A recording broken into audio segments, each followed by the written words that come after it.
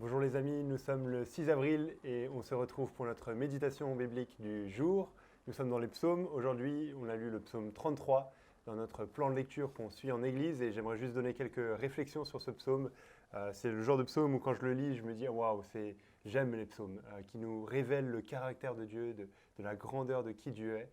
Et pas juste dans le sens où on comprend ça et c'est tout, mais on comprend ça et ça nourrit notre foi et ça nous montre comment changer nos attitudes et nos pensées pour les mettre en accord avec ce que l'Écriture nous enseigne. Et donc c'est un psaume où il y a plusieurs choses qui sont mêlées, mais qui met en avant la grandeur de Dieu, du Dieu en qui on croit. On voit avec le verset 6, il est dit « Le ciel a été fait par la parole de l'Éternel et toute son armée par le souffle de sa bouche ». Donc rien qu'avec ce verset, on voit la puissance du Dieu créateur.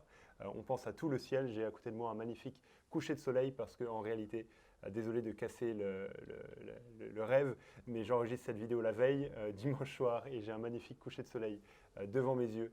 Et de penser à cette grandeur du ciel, de la création qu'on voit, mais de réaliser que c'est Dieu qui a créé tout ça par la puissance de sa parole, ça nous montre à quel point ce Dieu en qui on croit, il est grand. Et surtout, on voit dans ces versets, je cherche mes mots, mais c'est le verset 9, voilà, car il parle et la chose arrive, il l'ordonne et elle existe. Et donc on voit non seulement que Dieu est le Dieu créateur, mais surtout qu'il crée par la puissance de sa parole de manière instantanée. Il parle et la chose arrive. Et quand on lit ça, on pense à la Genèse, où Dieu a créé le monde, Dieu a créé l'univers par la puissance seule de sa parole. C'est pas comme nous, en tant qu'être humain, si on essaie de créer des choses, on se base sur des choses qui existent déjà, et puis ça nous met du temps. Si vous avez déjà essayé de monter un meuble Ikea, et si vous êtes aussi doué que moi en bricolage, ça vous a probablement pris beaucoup de temps. Mais Dieu, lui, quand il crée les choses, il crée à partir de rien, et il crée avec la puissance de sa parole. Il parle, et la chose arrive. Il dit que la lumière soit, et la lumière vient à l'existence. Et ça, c'est la puissance du Dieu en qui on croit. Mais ce qui est frappant, ce qui est encourageant dans ces versets, c'est de voir que Dieu est celui qui règne, et on voit ça avec les versets 10 et 11, où il est question que l'Éternel renverse le plan des nations, il anéantit les projets des peuples, mais les plans de l'Éternel subsistent éternellement, et les projets de son cœur de génération en génération. Donc la réalité d'un Dieu qui est souverain, d'un Dieu qui règne, et on voit ça avec ce qu'on vit, où on réalise qu'on ne maîtrise pas grand-chose, et même qu'on ne maîtrise rien du tout.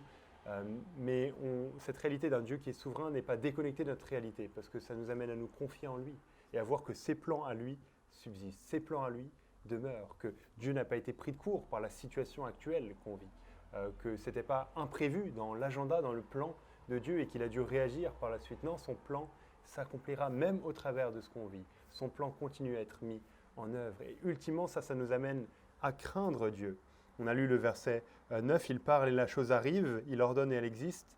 Mais il y a un quart au début de ce verset qui est lié au verset 8, où on voit que toute la terre craigne l'Éternel, que tous les habitants du monde tremblent devant lui. Donc de réaliser la grandeur de ce Dieu-là, ça nous amène à le craindre. Une juste crainte de réaliser qu'il est Dieu, que nous ne sommes pas Dieu, que nous sommes des êtres humains, que nous avons besoin de lui. Et pas une crainte qui serait de la terreur, parce que ce psaume nous montre aussi que Dieu se soucie de nous. Il voit tous les détails de nos vies. On voit avec les versets 13, 14, il observe tous les habitants de la terre. Il sait ce qu'on fait.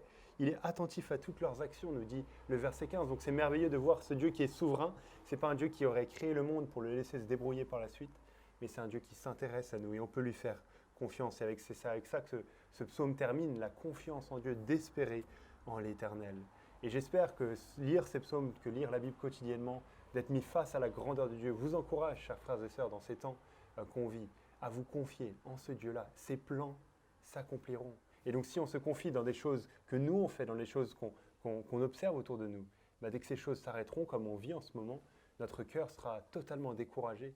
Mais si notre confiance, notre espérance est dans ce Dieu-là, qui a la puissance de créer par sa parole seule, qui a créé ce monde, qui règne sur ce monde, dont les plans s'accompliront. Si notre confiance est dans ce Dieu-là, alors on pourra être stable, on pourra être ferme, et on pourra être plein de joie, plein d'assurance, comme le décrit ce psaume. Alors que ces vérités vous encouragent, chers amis, et à très bientôt pour d'autres méditations.